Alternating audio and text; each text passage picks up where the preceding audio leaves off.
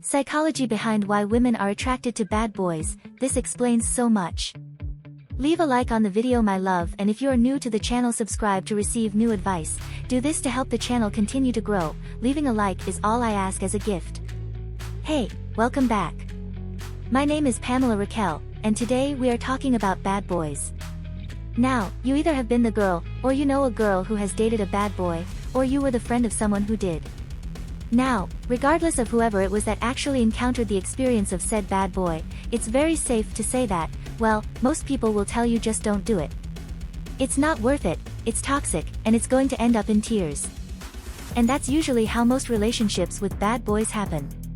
Even psychotherapists are a little bit confused as to why women continuously, endlessly never stop falling for the bad boy trap.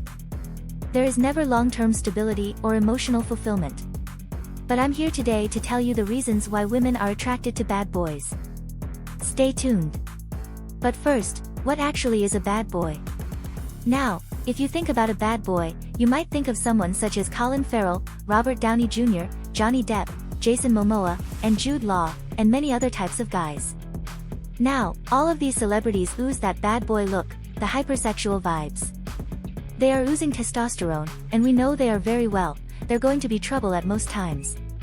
But they have this intense burning passion to enjoy life, and it's something that us ladies really are attracted to. So, we could say that we consider a bad boy to be uber attractive, very self-confident, and they only live up to the motto, do what you enjoy every single day, or they might say, go big or go home. A stereotypical bad boy probably does own a motorbike, has a longish hairstyle, has lots of muscles, he smokes, and he has a very defined jawline. But that's not obviously going to be every bad boy. Now, if you do feel a little deflated that you don't fit into the bad boy looks club, don't worry, because by the end of this video, you're going to feel pretty good about yourself, because women are aware that bad boys don't actually make long-term ideal partners, and it's just a fleeting passion. Now, in comparison, it's a little like Instagram models. You wouldn't expect to take them home to your mum, you don't expect to date them long-term, but to spend a night with one would possibly boost your self-confidence for the next year. Okay, so let's dive in. Bad boys have more self-confidence, and if you are new to the channel, welcome. If you know me by now, you know that self-confidence is a big turn-on for women.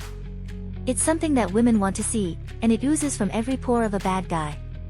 They carry the most self-confidence way of life, everything from their vehicle choice, which usually is a motorbike, how they dress, oozes self-confidence, how they smell because they always have amazingly good-smelling colognes, and also their food choices. No matter what a bad boy is doing in his daily life, he always gets the eyes from approaching women. Their personality is attractive, everything about a bad boy looks, smells, and sounds good. Now, when you do think of a bad boy, you will assume that he has his life figured out, or he at least follows the path of doing what he loves every single day.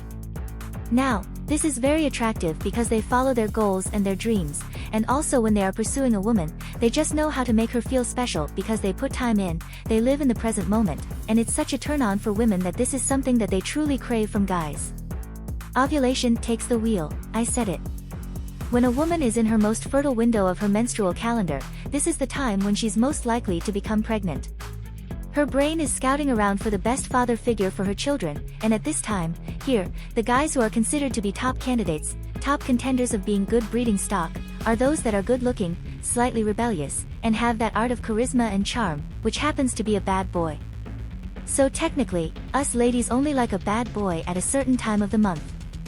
It frees their inner bad girl. Well-known psychologist Robin McKay made a brilliant, shocking discovery of what type of girl is actually more likely to want to date a bad guy, and this is the girl that was suppressed during childhood. She has this inner urge to let out her rebellious side that she probably never did in her teen years. Therefore, dating a bad boy brings out that trapped fire that she never actually had a chance to experience in her previous years. Women feel most protected by a bad boy. Bad boys usually are teamed up with a fair amount of muscle, and us women are very much attracted to those guys that have a lot of physical strength. Now remember, we are attracted to physical strength, not the look of strength, which is why we can be quite put off by the bodybuilder type. Therefore, dating a bad boy means that we feel protected. We have this strong man to fight our corner and to keep us safe. It also brings around the thrill of adventure. Naturally, we probably assume that a bad boy owns a few motorcycles. They might not, but we presume they do, and they partake in some extreme sports because, well, subconsciously, we know that they are thrill seekers of adventure. They want to have the most out of life, and women love this attitude in a guy because it shows that this person is very fun and far from boring. Now, women love to date guys that always want to enjoy life, that keeps her on her toes, wants to have fun, and go out on adventures with her. To be their rebound partner, oh yes. Rebound relationships aren't really anything worthwhile. Sadly, someone that comes out of a relationship and is either trying to hurt the other person, doesn't want to be on their own, they are still carrying a lot of hurt and resentment, and instead of emotionally healing and accepting this time to be on their own to figure out who they are and to grow as a single person again, they jump straight into a relationship. More often than not, women will jump into a rebound with a bad boy. Now, the bad boy is the best rebound candidate because they aren't going to say no to turning down advances with a lady. They don't want to stick around for a long-term relationship, and that suits both parties. They are always up and ready for a bit of fun, and yet their relationship with the bad boy is just like it says on the tin, it's bad for you if taken in large doses. And if a woman just came out of a boring, mundane, suppressed, slightly manipulative, abusive relationship, she is much more likely to bag a bad boy to feel the spark of passion again, to encourage her to come out of her shell. It's kind of her way of sticking up her middle finger to her ex-partner and saying, look at me, I'm doing pretty awesome right now, dating this guy. They are fixer-uppers. You know how people want to buy a cheap rundown house and then they want to do it up, put their own spin on it, and then it becomes theirs? Well, this is exactly how some women like to treat the bad boy. They can basically see the bare bones of a man, and if a woman does lack her own boundaries and she experienced some form of trauma and some hurt in her past, or she has a history of an anxious attachment, she is the lady who is much more likely to date the bad boy in the hope that she can somehow fix him so that he fixes her and it makes herself feel good in some way to repair that emotional wound from her past. But sadly, relationships don't really work that way, but for the emotionally dependent woman, she never really sees that and continues to go after bad boys. Bad boys are chosen for casual relationships. Now, Jeffrey C. Urbaniak and Peter R. Killman wanted to actually put that nice guy stereotype to the test, and they did some studies and they found out from their study of 48 college-aged women who indicated that both the niceness and physical attractiveness were positive factors in a woman's choice of who she would like to date and also the desirability ratings of the men. Now, as it turns out, the nice guys were actually chosen for serious relationships, whereas men that the women considered to be the bad boy, they look like the bad boy type, who actually were very good looking, are those that women wanted for those casual relationships. So, friends with benefits, one-night stands, all those types of things, you would go for a bad boy for that. They are taboo. Now, our mothers and our best friends, they all warn us to stay clear of the bad boys as they are always most definitely a recipe for trouble and heartache. Yet that urge to date a bad boy, well, it just feels so irresistible. Now, dating a bad boy, let's face it, it's going to be so exciting because it makes us ladies feel that we are sticking up a middle finger to what society tells women to do and how to be. It's like us saying, screw you, world. Today, I'm going to go skydiving with my hot badass bad boyfriend instead of folding laundry for 3 hours. If you've made it this far, my love, comment below with the word 100% or something else to let me know, to confirm that you've received the knowledge from the video so far. For more interesting topics, subscribe to the channel, leave a like on the video and share it later. Let's continue. How to read anyone. 30 amazing psychology tricks and body language tips pros use to analyze people. Hey, my name's Pamela Raquel. Welcome back to the channel. This is a channel all about bite-sized hacks of psychology and relationship videos, and we have another psychology lesson for you today. Humans communicate at about 20% verbal and 80% nonverbal, which means we can still understand someone and pick up emotional clues even if that other person doesn't speak our language. So, if you want to know some tips about how to read someone, this is your video. How to know if someone is really listening to what you have to say, you need to be watching for the torso lean and the arm extension. Someone that is intrigued to actually listen to you talk, and they respect everything that you have to say, and they want you to keep giving opinions and examples, they will show this with some open body language. They will look to relax and they actually stretch their arms towards you, maybe they're sitting in a position like this, but their whole body is pointing in your direction. How to know if a smile is genuine or fake, look at the eyes, it gives you the biggest clue. Now, we know that the eyes are a window to the soul, and people that are genuinely happy, well, they smile with their eyes. You may notice little eye wrinkles at the corner of their eyes or some tightness in the temple area. This is because we actually use more muscles when we do a real smile as opposed to a fake smile. Personal space and what it means. Edward Hall states that there are 4 types of personal space: public, personal, social, and intimate.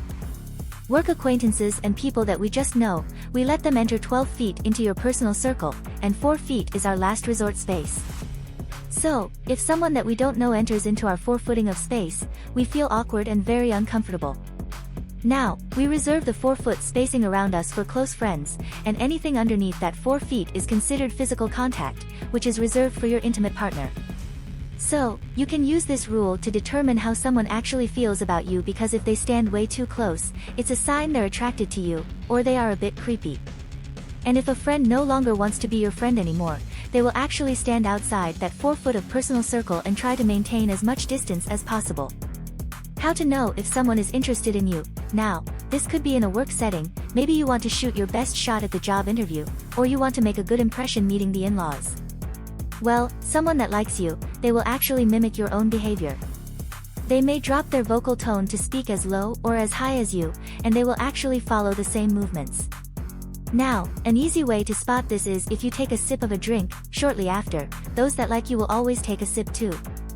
Or watch how people sit, are they resting on their hand like you are? If so, this is a great sign.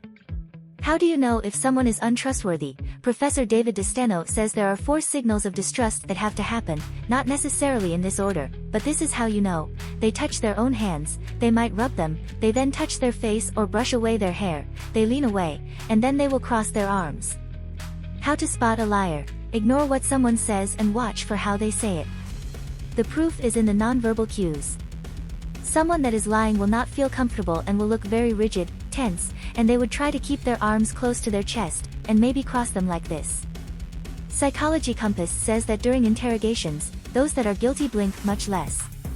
We blink at an average of 21 blinks per minute, but during a lie, it shortens to 7 or 10, and as soon as the lying stops, the person increases the blinking rates. Unless you are a psychopath, then you just would never know if they were lying or not. How to be prepared for arguments. People that are heading towards a conflict, a disagreement, or an argument will show it first in their nonverbal body language. You need to be looking out for some jerky body movements because their brain is starting to get so worked up due to that building anger and that defense mechanism that they literally kind of fire out bursts of energy. You may notice they start to fidget more than usual, and accompanied with this is the death stare. Naturally, we reveal more of the white of our eyes during some upcoming rage, and this doesn't show in all people as it depends on their skin tone, but most people look a little flushed and pink.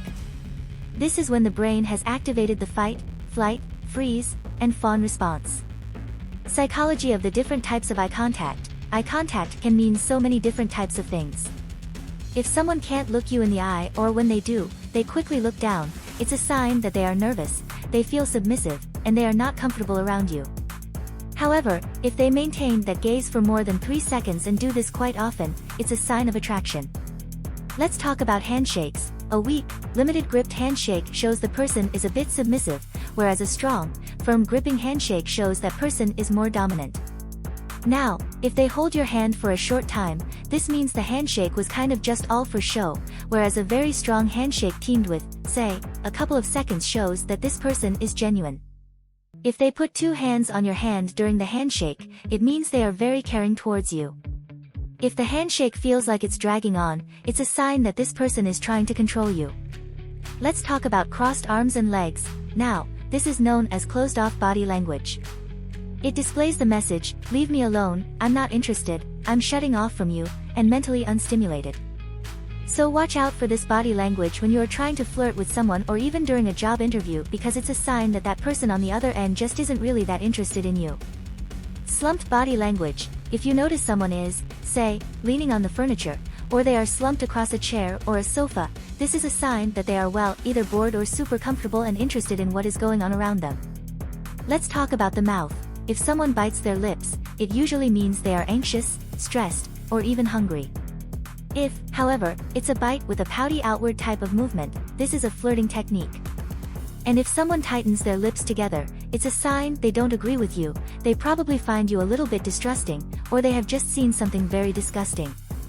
Eyebrows. How someone feels is always prominent in their eyebrows, unless they had Botox. If you notice they are raised up, it often means that person is feeling some form of discomfort. When someone shakes their leg, it shows that they are feeling nervous. If someone crosses their legs away from you, it means they find you a little bit uncomfortable, and they're trying to protect themselves. However, if they cross their legs to your direction, they are either attracted or they are very, very interested in what you have to say. If you see someone touch their neck during a conversation, it means that they feel a little bit uncomfortable and potentially a little bit insecure, so watch out for people playing with their collars, their necklace charms, or even their tie.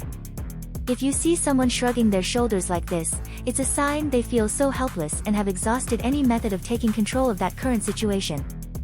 How to tell if someone is bored of you? Well, they're gonna sit in a slumped position, they're going to avoid direct eye contact with you, they're going to zone out into space, and they will possibly fiddle with something close to them, their hands, their rings, a pen, or even their clothes, and they start to doodle or even type words on their keyboard.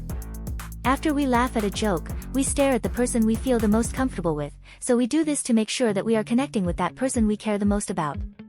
People that bite their nails are considered nervous. Now, we do this because our brains want to feel safe by eating because, well, it's obvious, right? We are most safe when we don't have someone chasing after us because we get to sit down and eat. So, use this to your advantage in situations where you feel nervous.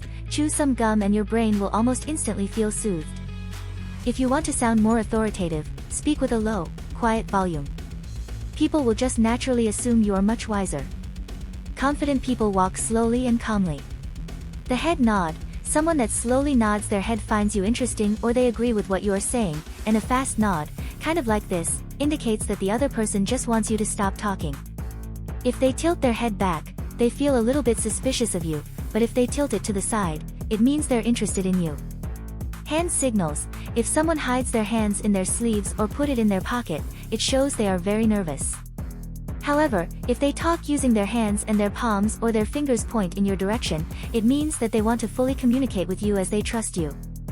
We laugh at the people that we find very attractive, no matter how corny the jokes are. If a man feels discomfort, he will touch his face, whereas a woman will touch her clothing, her arms, her hair, or any accessories she's wearing. If someone naturally takes up a lot of space when they talk, when they sit, or when they are standing, it means they are more self-assured, they are a lot more confident than the average person, and have a higher ranking of social status. Our feet point to our biggest interest. If someone's feet are pointing towards you and you talk, great, it means they enjoy the conversation. However, if their feet are literally pointed towards the exit, it's because they just want you to stop talking, and again, I'm ready to leave. When we are stressed, we puff out our cheeks and exhale. This comforts us in our moments of distress.